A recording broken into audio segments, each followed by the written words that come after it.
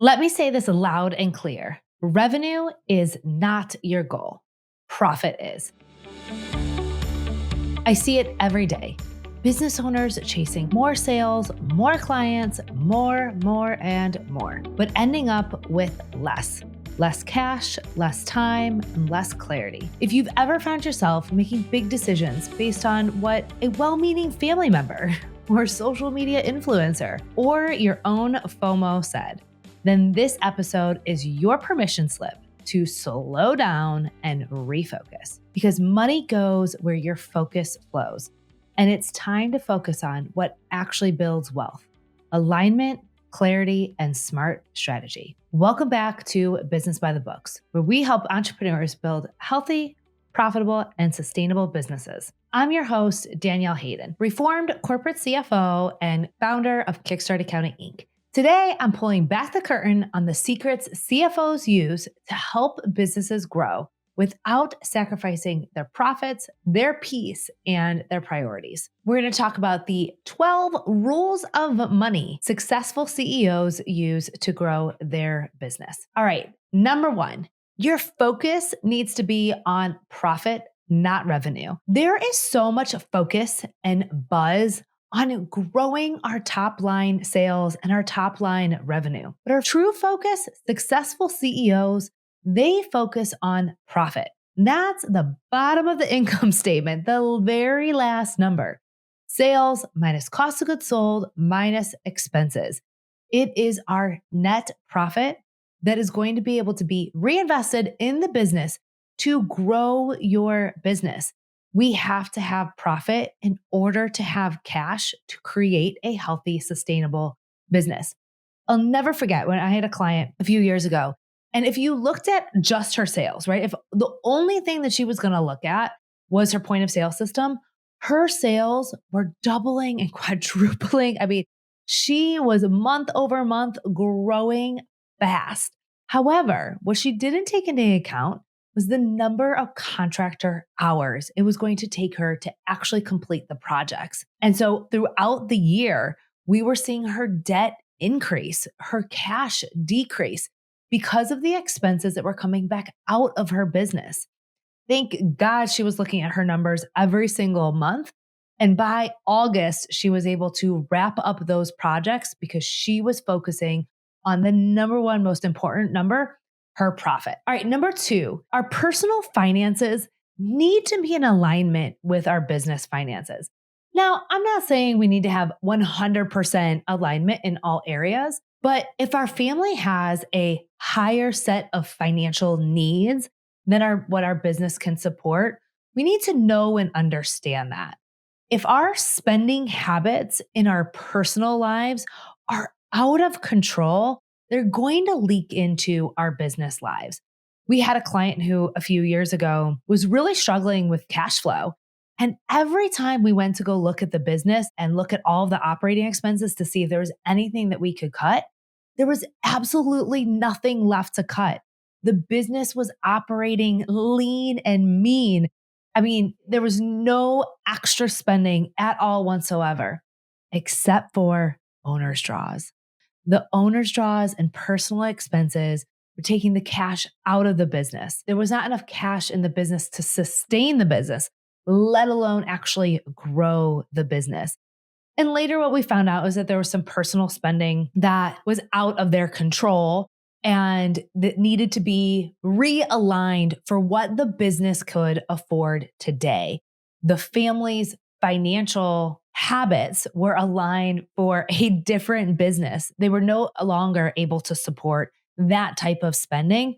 And so we needed to readdress the personal spending habits so that they were in alignment with business. All right, number three, money goes where focus flows. This is an unpopular opinion, but I'm going to tell you that you need to pick one specific focus and stay aligned.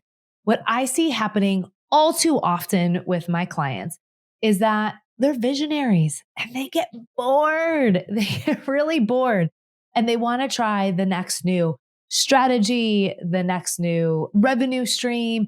And they are constantly pivoting, and not in a way that creates growth. It's in a way that actually creates market confusion. Until you've hit at least $1 million in sales, I really want you to stay focused on one thing.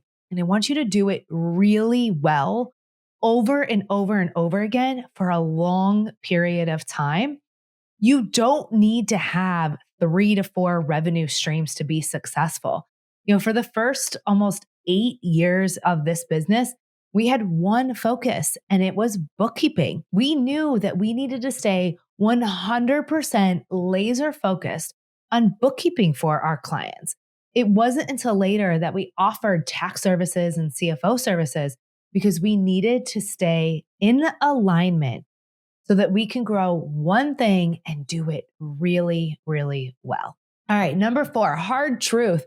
I want you to stop listening to the ignorant people around you. No, I mean that nicer it comes out, but our family, the influencers online, the people who are not qualified to give you business or financial advice, stop listening to them. Your mother, unless she is a business coach, probably doesn't know how to be an entrepreneur or how to run a business.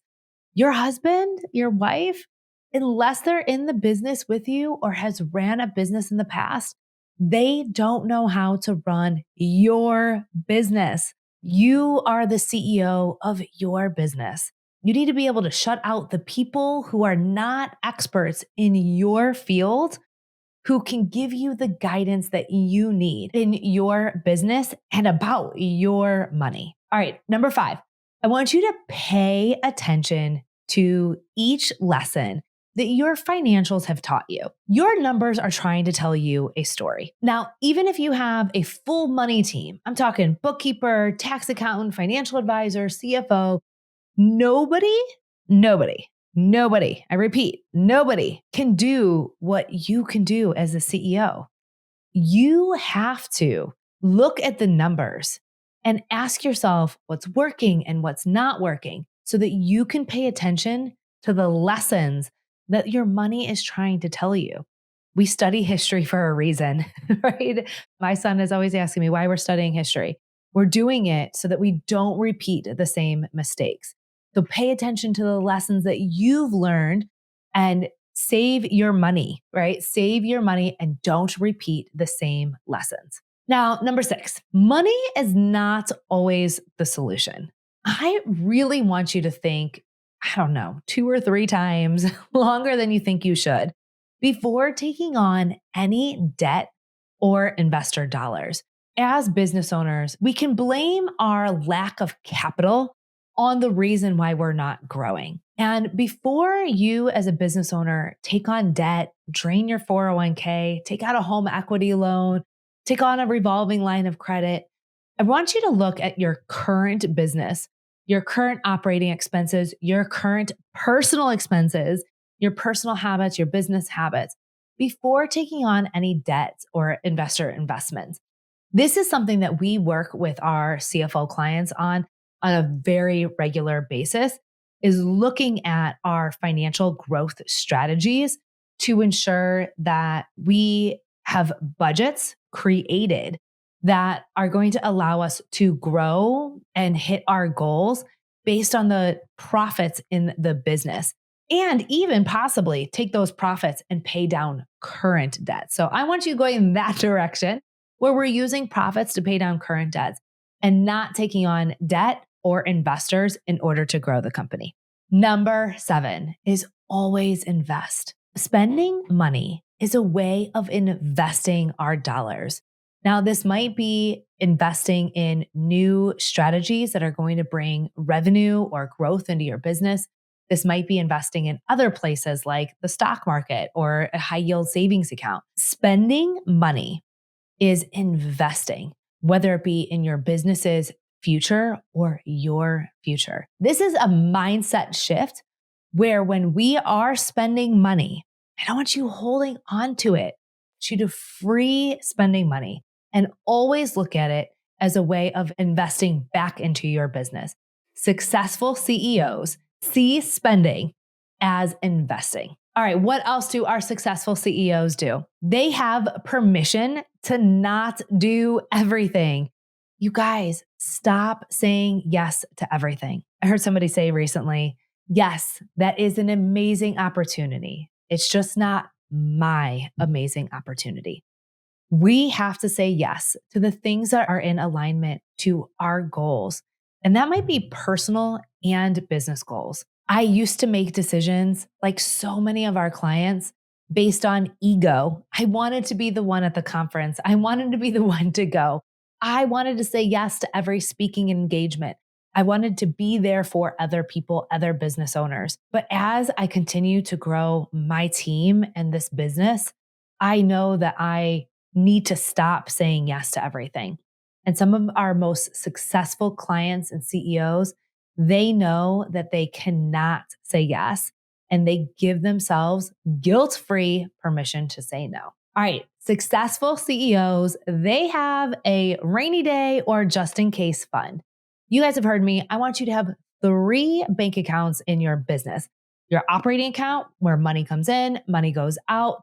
The next account is your tax savings account, where 25% of your net income is regularly being invested into that account. So you are prepared for taxes. No more surprises, you guys. Every single year in April, we have to pay our taxes. No more surprises. But this third account is our rainy day fund.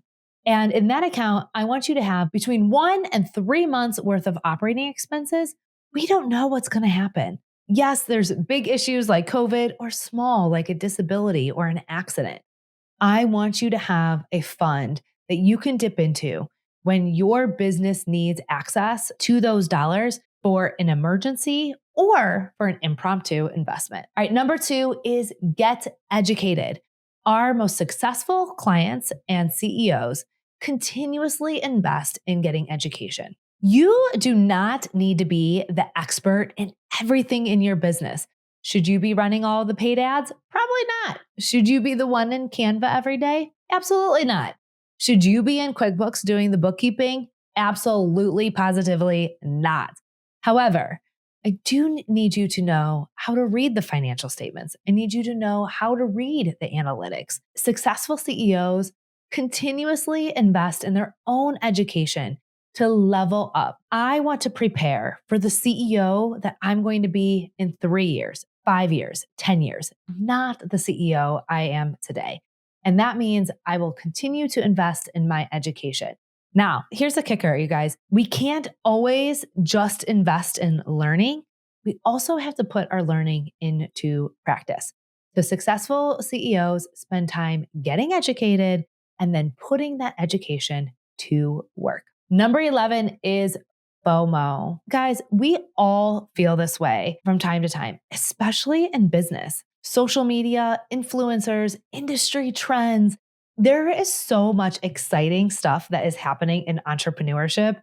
And as visionaries, it's really easy to get distracted. It is a distraction when you take your eyes off of your focus. When you're feeling FOMO, like you are missing out on an industry trend or a new software or something that's going on in entrepreneurship, would you just slow down and pause when you're feeling this way and ask yourself why? If you invested your time, your money, or your energy in this new trend, how is that going to feel 3, 6, 9, 12 months down the road?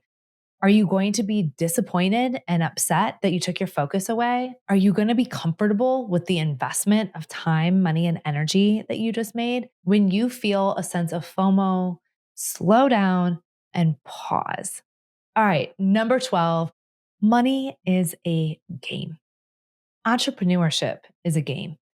Our financial statements are a tool in our toolbox. Successful CEOs measure frequently, because money goes where energy flows. Use your financial statements, the Kickstart accounting snapshot, and the information that you have available to compare your results, not against other people, not against other businesses, but against your progress and your goals. Use the tools in your toolbox to play the game. Are you guys successful CEOs? Lean in when things are uncomfortable. So if anything here made you feel uncomfortable today, I want to encourage you to lean in further. Get uncomfortable. I know if you're listening to this podcast, you are setting yourself up for success. If you need additional support, we are always here to help you through bookkeeping, our CFO support team, and tax services. Go to kickstartaccountinginc.com to learn more.